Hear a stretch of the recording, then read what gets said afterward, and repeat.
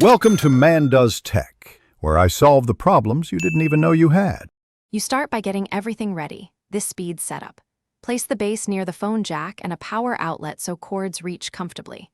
Insert batteries in the handset, matching polarity, because cordless settings and phone memory require continuous power.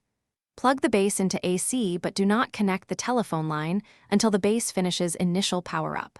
Once the base boots, you'll hear tones or see LEDs. This confirms power and lets you proceed to registration and line connection. Now connect the line cord from the wall jack to the base line port. A snug connection prevents static.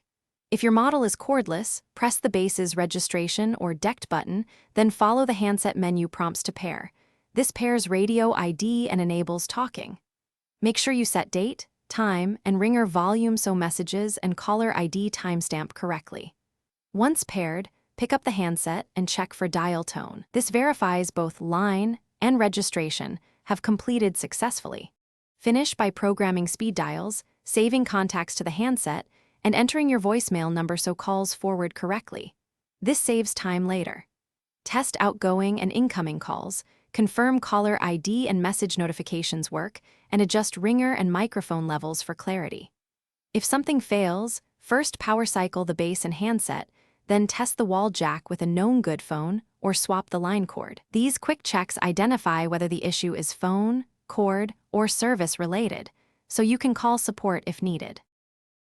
Thanks for watching. If you found this helpful, don't forget to like and subscribe.